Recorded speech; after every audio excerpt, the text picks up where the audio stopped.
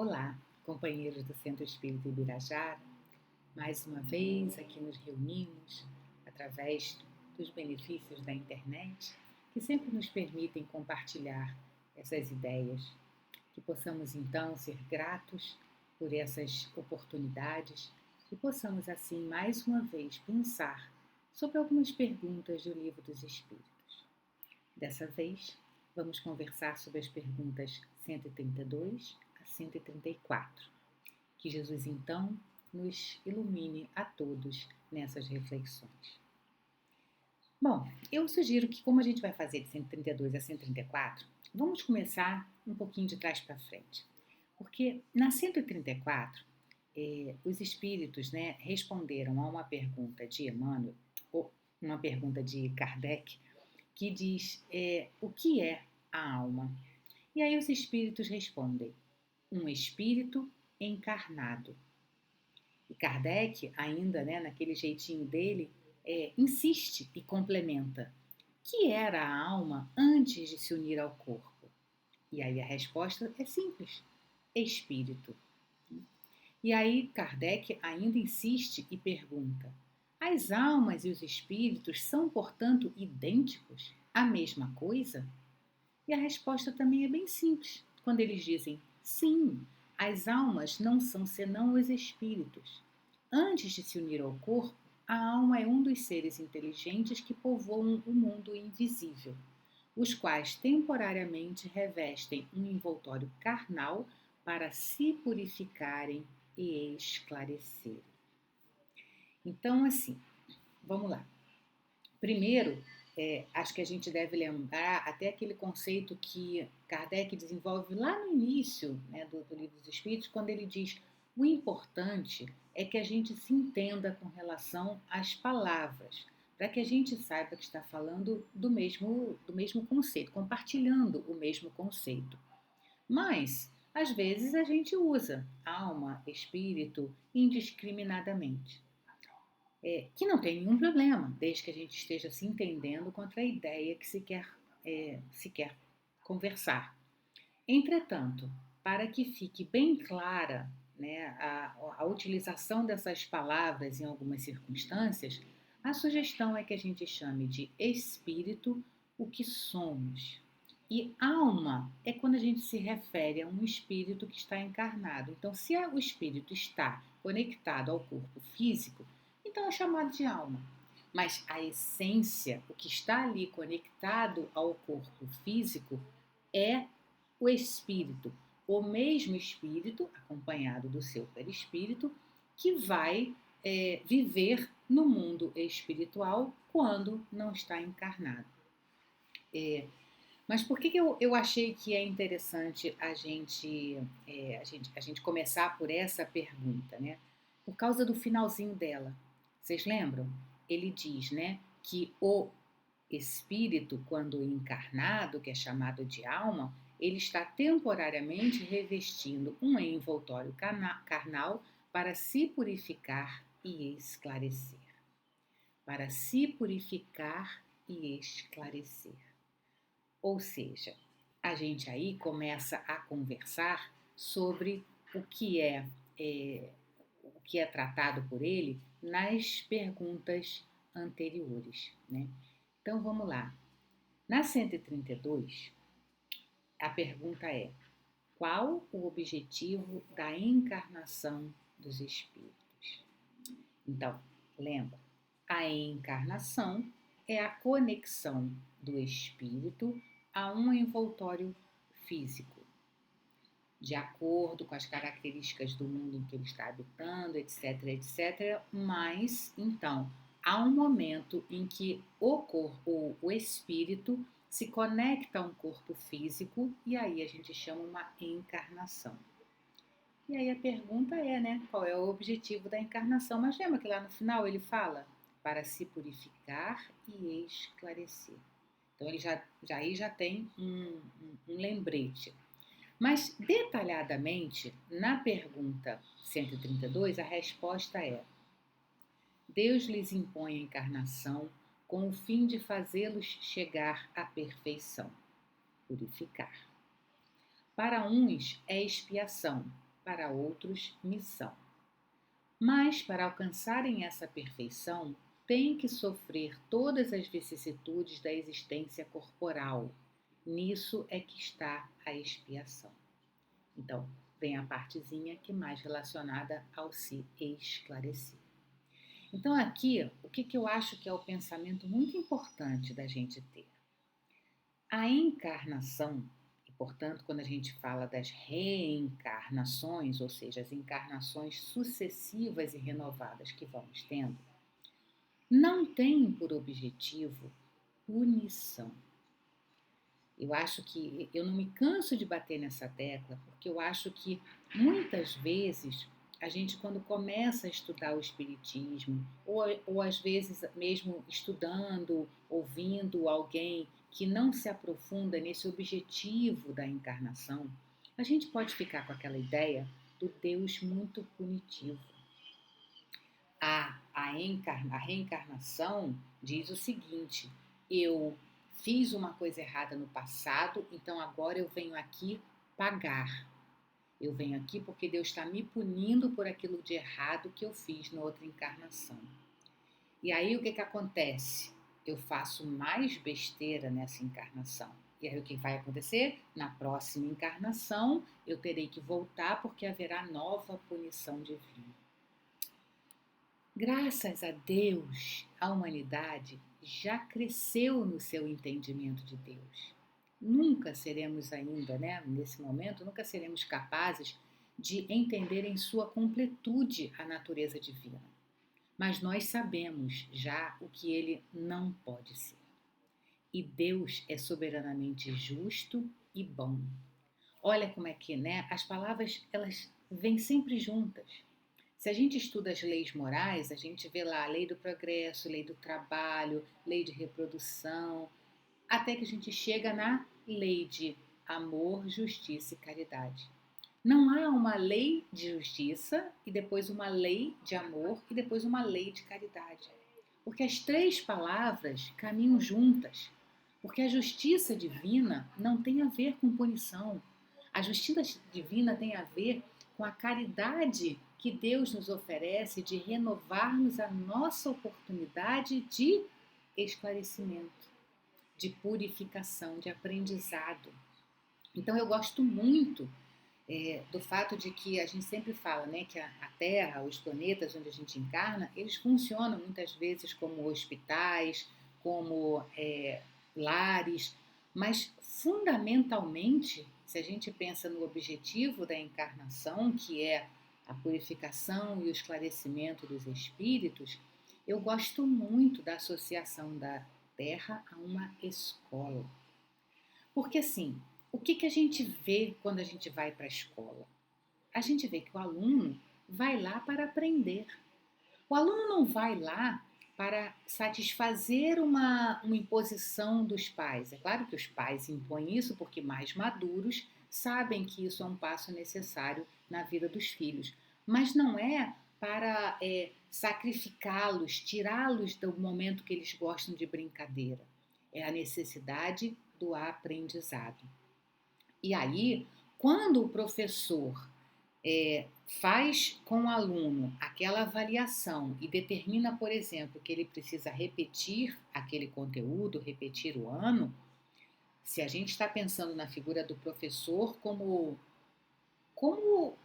é, Porque a gente sabe que aí tem várias pessoas que muitas vezes distorcem aquelas posições em que são colocadas, mas a função do professor é a orientação daquele aluno no seu aprendizado. Então, um professor que convida o aluno a repetir um ano, a repetir um conteúdo, ele não está fazendo isso por perseguição ao aluno. Ele faz porque ele sabe que se o aluno não internalizou aquele conteúdo, ele terá dificuldades em acompanhar os conteúdos seguintes. É um exemplo clássico, A gente, assim, não vai conseguir fazer cálculos financeiros, cálculos matemáticos avançados, se a gente não domina as ações básicas de somar, subtrair, multiplicar e dividir. As 4 operações fundamentais, e mesmo assim, mesmo essas, são aprendidas paulatinamente. Primeiro a gente trabalha a soma e a subtração, normalmente com coisas concretas, porque é preciso que a gente passe, o aprendizado vem do conhecido para aquilo que é o novo, o desconhecido. Então, assim, a cada dia a pedagogia vai caminhando no sentido de facilitar o escalonamento da aquisição desse conhecimento. E é por isso que eu gosto tanto dessa comparação da Terra com a escola.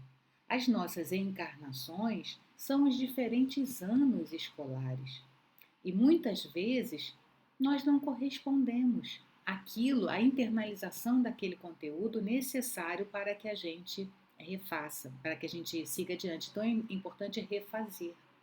Então não é punição, é uma oportunidade de reaprendizado. Ah, Deise, mas olha, a gente tem vários casos aí, já ouvi a pessoa, né, por exemplo, comete um erro muito grave numa encarnação, aí ele vem para outra encarnação e ele vem sofrendo. Aí a gente precisaria, que não é, né, o fórum aqui, mas aí a gente precisa dar um olhar especial ao que a gente está chamando de sofrimento. Porque sim, há encarnações que são extremamente desafiadoras. Mas elas são desafiadoras muitas vezes porque nós estamos insistindo numa postura que não é a do aprendizado. Então, quando a gente fala isso, é importante a gente lembrar que não é a gente também, eu agora sei da doutrina espírita, que eu estou aqui numa encarnação. Depois que eu ouvi a Daisy, né, eu não vou mais dizer que eu estou numa encarnação para pagar. Mas a Daisy falou que eu estou aqui numa encarnação para aprender. Então, o que eu vou fazer? Eu vou aturar direitinho todo esse meu sofrimento, toda essa minha dificuldade. Eu vou aturar, porque aí eu não me revoltando, eu ficando quietinha no meu canto, né, aguentando firme até o final da encarnação, então, tô beleza. Gente, aí a Daisy vai dar uma má notícia. Não, o objetivo é o aprendizado. Não adianta o aluno ir para a escola e simplesmente então ele já sabe que aquilo é importante para o futuro dele, então ele não briga com os pais para ir para a escola, ele não é mal comportado lá dentro de sala de aula, mas ele não está focado no aprendizado. É o famoso aluno que vai para a escola para comer merenda, né? Então, assim, ele fica ali aproveitando os momentos positivos da vida, aí quando a vida fica mais apertada, ele fica um pouquinho mais recatado, mas ele não está, na verdade, se dedicando àquele aprendizado. E é isso que importa. Então, se a gente voltar aqui, a gente vai ver que nesse pedacinho da resposta, os espíritos dizem que o objetivo é alcançar essa perfeição, ou seja, perfeição no sentido da aquisição do conhecimento. E eles têm que sofrer todas as vicissitudes da existência corporal. Aqui a gente vai lembrando, né, que essas palavras elas foram ganhando uma, digamos, mais leveza conforme a gente vai aprofundando o nosso conhecimento de Deus, das leis divinas. Então, esse sofrer aqui é no sentido de passar por todas as dificuldades da existência corporal. É aí que está uma expiação. Então, a expiação tem a ver com realmente a gente refazer os nossos caminhos de aprendizado. E aí ele diz que para outros é uma missão. Então, há sim seres espirituais, né, já mais avançados nessa escala da evolução, que colaboram conosco nesse ampliar do nosso olhar para o que é que nos acontece. É meio como se fosse, né, de novo a comparação com a escola, aquele monitor que muitas vezes já é de anos mais à frente e que dão aquela passadinha, né, na nossa turma, naquele momento que nós estamos estudando, para nos ajudar, às vezes, um outro olhar, né, uma forma diferente de abordar, porque é alguém que passou já por aqui. Então, esses seres que vêm em missão, eles não foram criados especialmente para isso. Todos nós fomos criados simples e ignorantes, de acordo com o ensino dos espíritos. Simples porque somos únicos, e ignorantes porque desconhecemos. Ignorante não tem a ver com ser burro, revoltado ou com ser, enfim, alguém do mal. Não. Ignorante é aquele que ignora, aquele que não sabe. Então, aqueles que vêm a nós em missão, eles foram criados iguaizinhos a gente. Só que eles já passaram por essa etapa, eles já internalizaram esse conhecimento. E aí, dentro da beleza da criação de Deus, as coisas se interconectam. E uma parte da criação vai sempre ajudando a outra nesse caminho evolutivo. Porque, de novo, o objetivo de todos nós é o esclarecimento e a purificação. Então, quando a gente diz que há espíritos em missão e outros em expiação, tudo está se conectando. Mas, será que eu estou em missão? Será que eu estou em expiação? A gente baixa a bola e a gente já sabe que a gente, provavelmente o nosso aqui é uma prova, uma expiação. Assim, porque talvez seja legal a gente lembrar a diferença, né, entre prova e expiação. A prova é muitas vezes aquela circunstância que a gente encara para que a gente aprenda, que a gente tenha certeza, demonstre para nós mesmos aquele aprendizado. Igualzinho a prova lá da escola. A gente vai vivenciar alguma coisa, a gente aprende, né? A gente acha que internalizou bem um determinado conceito, aí vem uma situação da vida em que a gente vai aplicar aquele conhecimento. E aí a gente vê se realmente aquilo ficou internalizado. A expiação é já como se fosse aquela nossa prova de recuperação, ou seja, já é uma prova mais vigorosa porque a gente está reincidindo naquele conceito errado. Então, normalmente, a expiação a gente não consegue nem fugir dela, porque a gente sabe que, na verdade, a gente planeja, né? Quando a gente está lá no plano espiritual, que a gente tem aquela visão, a gente se arrepende, a gente faz todo um programa, todo um propósito de que eu vou fazer e vou acontecer na próxima encarnação. Muitas vezes, os nossos amigos espirituais, aqueles amiguinhos criados iguais a nós, mas que já estão um pouco mais à frente, eles vêm e dizem, olha só, não vai dar. Talvez você não tenha ainda força suficiente, vamos calibrar aqui um pouquinho essa encarnação. E aí a gente vem e às vezes a gente dá com os burros na água de novo. Mesmo com a interferência da diminuição desse vigor todo aí por parte dos amigos espirituais, a gente vem e a gente não dá conta. E aí a gente vem e a gente não dá conta. Até que uma hora é preciso que a gente venha em situações que é inevitável a gente abrir o nosso olhar, a gente não se distrair.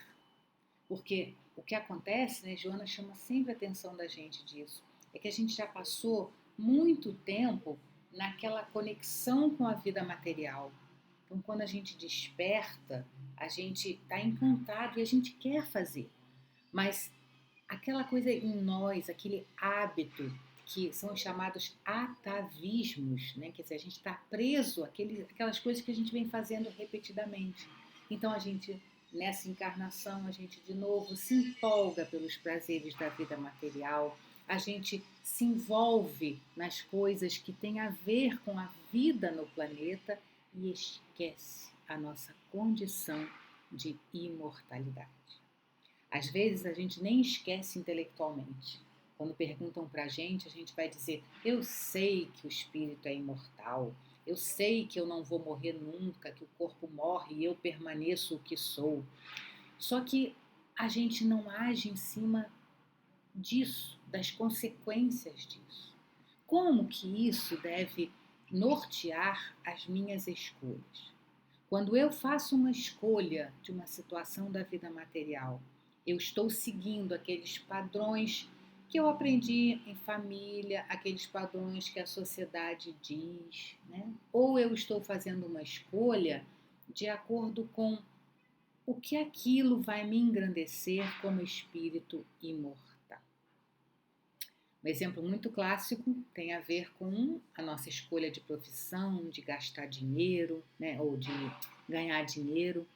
Quando eu faço essa opção, eu estou focando simplesmente naquilo que me dá mais dinheiro ou naquilo que me dá a chance de eu desenvolver a minha potencialidade, fazer aquilo que o coração está me pedindo. Todos nós temos que lutar na vida pela manutenção da vida material. Então, o dinheiro é importante e as coisas da vida material são importantes.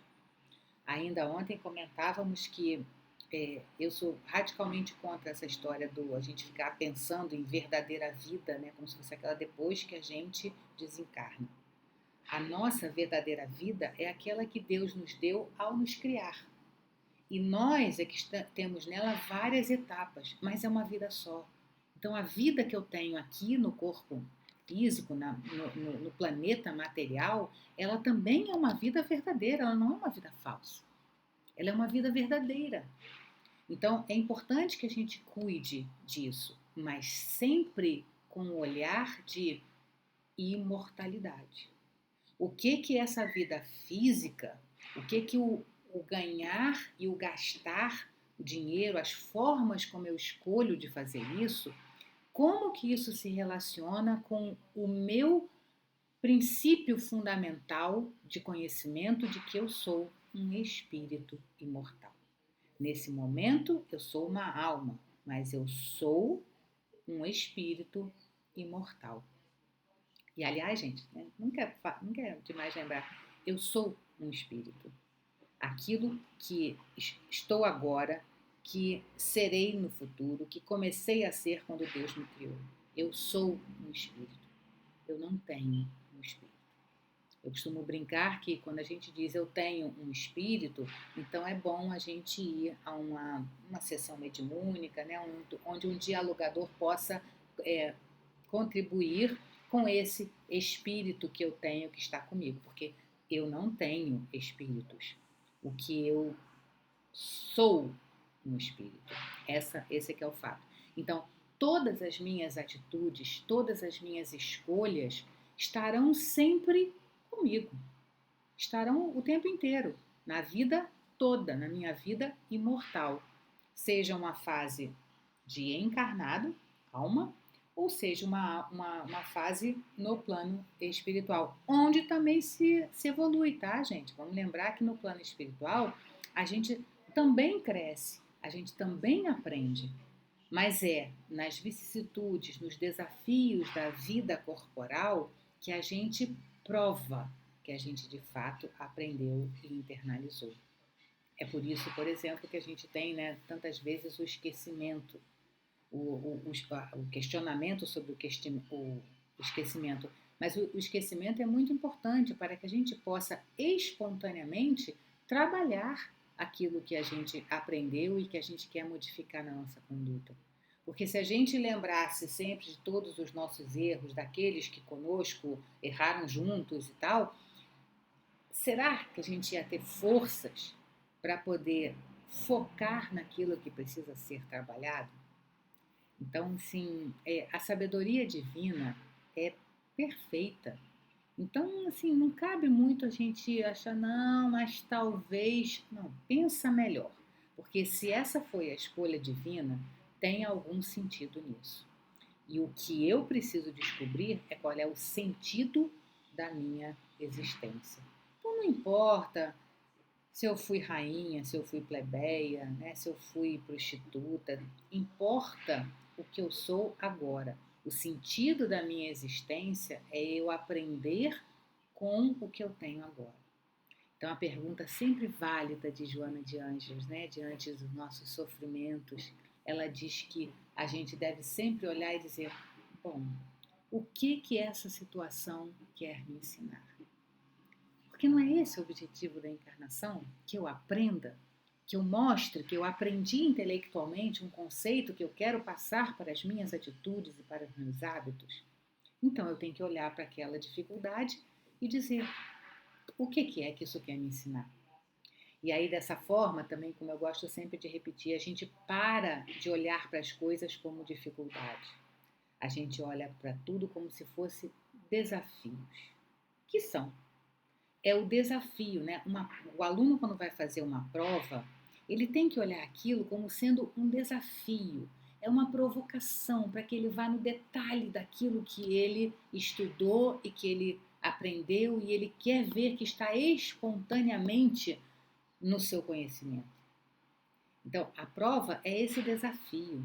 Ela não é para ser aquela prova, ai meu Deus, eu vou ter uma dificuldade de fazer isso. Se eu estou com dificuldade de fazer uma questão, é porque de fato eu ainda não me apropriei daquele conteúdo para poder olhar para aquilo e meio que até, não é brincar, né? Porque assim, é desafio, então significa esforço. Mas esforço não significa impossibilidade, não significa que aquilo é uma barreira para que a gente sofra, não significa, acima de tudo, punição. Então, mais para frente, né, na pergunta 133, o Kardec pergunta: tem necessidade de encarnação os espíritos que desde o princípio seguiram o caminho do bem? Então, eles foram criados lá da mesma forma, mas desde cedo eles foram pelo caminho do bem. Então, eles precisam ficar encarnando? E os espíritos respondem: todos são criados simples e ignorantes e se instruem nas lutas e tribulações da vida corporal.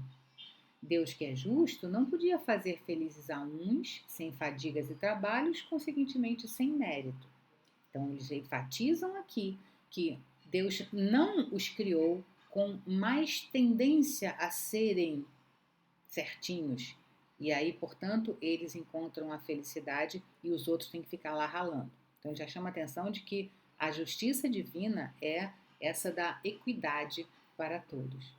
Aí Kardec provoca, né, que ele fala: mas então de que serve aos espíritos terem seguido o caminho do bem se isso não os isenta dos sofrimentos da vida corporal? O que adianta, né? Eu vou ser bonzinho, vou seguir tudo se eu vou ter que reencarnar de novo. E aí a resposta é: chegam mais depressa ao fim. Ademais, as aflições da vida são muitas vezes a consequência da imperfeição do espírito.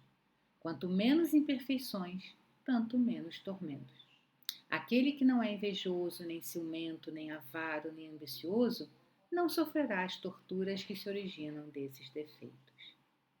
Ora, a comparação de novo com a escola, né? Se o aluno vai para a escola, o que adianta ele ser um bom aluno e se dedicar se ano que vem ele tem que estar na escola de novo, só que no ano seguinte? Ora, eu acho que é fácil da gente pensar. Esse aluno que se dedica, ele termina o seu aprendizado naquele tempo muito mais ágil do que o aluno que resolve se revoltar, resolve se lamentar, resolve fazer corpo mole, resolve só comer a merenda. O que vai acontecer com ele? Mais tempo ele vai passar naquela escola porque ele vai precisar repetir aquele ano e às vezes mais uma vez, aí vai para o outro ano e repete de novo. Então ele passa, o que os espíritos dizem é que a vantagem de quem decide seguir o caminho do bem é que ele vai mais rápido nesse caminho da evolução. E mais, que durante o aprendizado ele passa com muito mais tranquilidade, ele sofre menos. Então, quando ele diz, quando você não é egoísta, não é avaro, enfim, você não está fazendo aquele aprendizado e ao mesmo tempo sofrendo, remoendo aquilo dali. Igualzinho o aluno. O aluno que vai para, dois alunos vão para a escola, mesmo ano, mesmo professor, mesma dificuldade, né? Mesma complexidade de conteúdo às vezes, mas um resolve dizer: isso é um desafio, mas bora lá, vou estudar mais assim essa parte que eu não entendo, que é para eu poder fazer essa prova e botar esse ano para trás, porque novos horizontes existem depois desse ano. Ele vai lá e ele estuda. O outro aluno E aí o que acontece? Quer dizer, o que acontece com ele? Ele vai lá, ele estuda, então ele tem aquele esforço ali, mas ele estudou, acabou, vai lá brincar, vai distribuindo a sua vida de acordo com a rotina da faixa etária. O outro aluno que resolve, está lá, repito, na mesma complexidade de conteúdo, mesmo professor, mesma situação, mas ele fica, ai, mas eu não quero estudar, mas porque estudar é muito chato. Ele não está adquirindo o conteúdo e, portanto, indo para frente na sua rotina, podendo, já aprendi e vou brincar, né? Ter o momento do trabalho, o momento do repouso. E, durante aquele momento em que ele está ali parado na frente daquele conteúdo, em que o outro botou lá o esforço, e está se esforçando, também não é o que ele gostaria mais de estar fazendo, mas ele está se esforçando. E aí esse fica ali se lamentando. Quem está sofrendo mais naquele momento? Com certeza é o aluno que está perdendo tempo, se lamentando e se revoltando. Então, se a gente abraça essa proposta de que o objetivo da encarnação é o nosso aprendizado, a gente começa a olhar para as coisas da nossa vida, as situações desafiadoras que nos chegam, como oportunidades de crescimento. E aí, se a gente se dedicar a isso, se esforçar para entender esse conteúdo que nos falta, a gente naquele momento não está sofrendo, porque eu estou conectada com a intenção divina de aprendizado, que já me dá muito mais força, e além de tudo, eu vou botando para trás essas escadas, esses degraus dessa escada evolutiva. O que precisamos de fato, eu acredito muito nisso, o que precisamos de fato é entender, aceitar, mas acima de tudo, vivenciar que somos espíritos imortais e que Deus é Pai. Portanto, construiu para a gente um caminho que é bonito. Deus, já disse, né? A gente entendendo, não entende tudo de Deus, mas assim, a gente entendendo que Deus é soberanamente justo, bom, amoroso, o caminho que Ele nos criou, para o qual Ele nos criou, é um caminho bonito, é um caminho para ser florido. É apenas um caminho em que mostramos a nossa parte, o nosso esforço, essa nossa conexão. Na hora que fizermos isso, na hora que refletirmos sobre o conteúdo do objetivo da nossa encarnação, certamente seremos alunos mais felizes no momento, alunos mais produtivos nos resultados do aprendizado. Que Jesus então abençoe esses nossos propósitos de sermos melhores.